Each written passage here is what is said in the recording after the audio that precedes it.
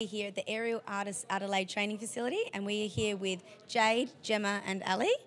And so Jade, tell us, what do you do here? Here I do the aerial bird cage, which is a brand new aerial apparatus only built a few months ago. But I also train in silks and aerial hoop. That's great. And so girls, I hear you do doubles down here, so tell us, what's that like training? It can be quite different to train with a partner.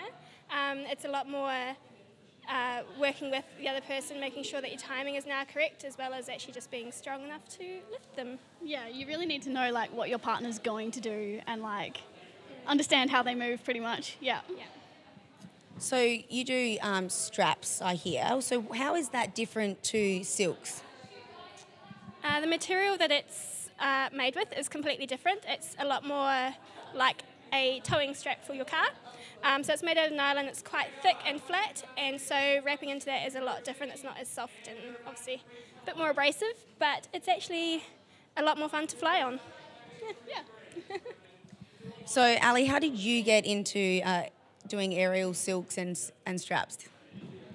Well, both Gemma and I did gymnastics before this, which made it a lot easier, like strength-wise, like to be able to climb and do acrobatic things. Yeah. And so Jade, what is your background? Because you're relatively new to silks, I hear. And so how did you get into it and what did you do before? Before silks and aerial, I did rhythmic gymnastics for about 13 years.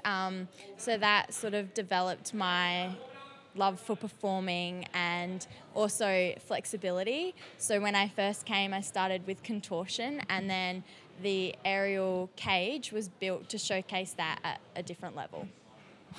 So on the bird cage, let's go to that for a second. I hear you're flying in the air when you actually do your performance on it. Is that correct? Yeah, so basically it gets pushed from the ground and I'm spinning, and then it gets lifted up.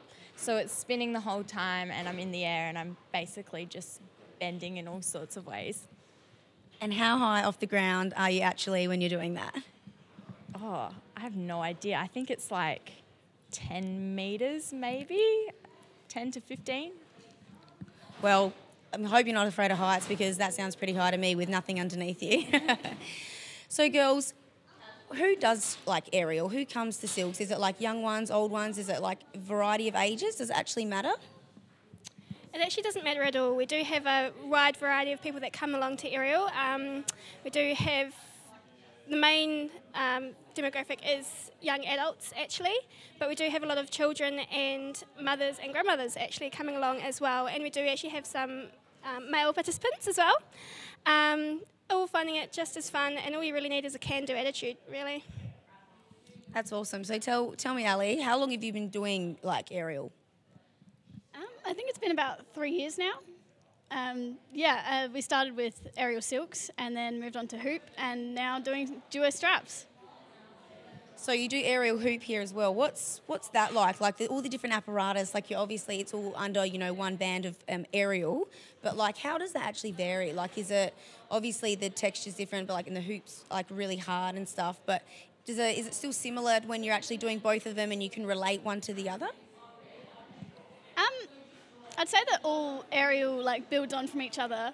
Like it gives you the strength, the flexibility, and just the condition to be able to do all the acrobatic moves. The difference between apparatus would be mainly like the textures and like the different, like, I don't know, just different techniques between apparatus. Yeah. And so I hear there's a performance coming up soon. Will you be doing your birdcage performance then? Yeah, so in 2 days we'll be performing at the convention centre for a corporate function they're having there. So that's really exciting that we get to showcase, the new routines we've been working on in front of people who have never seen it before and see what their reaction from it kind of thing. And will you be performing silks, or will you just be doing the birdcage there? I'll just be doing the cage at this one, and it'll actually only be my second time ever performing it, so I'm really excited. That's exciting. Good luck for that. And girls, you'll be performing the straps, I believe. Do you still train a lot like in silks? Yeah, we still train silks just as much actually, and we will be performing silks in the corporate event as well. All right, Ali, so we do, like in silks, I see you do like these drops and stuff in them and people are all wrapped up and then they let go. How do you know what you're doing and how do you know like you're not going to land on your head? I guess you really just have to like trust your wrapping, and like we practice it so many times that you can't get it wrong. You don't practice it to get it right, you practice it to never get it wrong, really, and just like memorizing exact moves over and over again. And so Gemma, other than like actually training on the silks, do you guys do strength and conditioning or is it literally just training on your apparatus? No, there's quite a lot of strength and conditioning as well, either coming into the gym to do specific conditioning with the silks and the upper body strength that will be needed, but I also do supplement it with a bit of yoga and things to help stretch out all those sore muscles that you do get as well. And so tell us, Jade, when are you still, I believe you're still doing rhythmic gymnastics and competing in that. How do you find the time to do all that training and then come in here and do your birdcage and your silks training and then remember what you're doing the entire time? Yeah, it is quite difficult. I think it's more just the desire to do it. So because I really want to do it, I make the time. So sometimes, actually most nights, I'll train 3 to 4 hours rhythmic gymnastics, then drive myself into the city here to train aerial, but I wouldn't have it any other way because I just love being on the stage and I love performing. So if I have to put in those hours, then obviously I'm going to do it.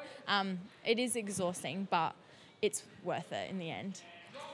And tell me one more thing, girls. If you could run away with the circus and do this as your career, would you like to do that? Yes, I would. Yeah, definitely. Oh, always, yeah, for sure.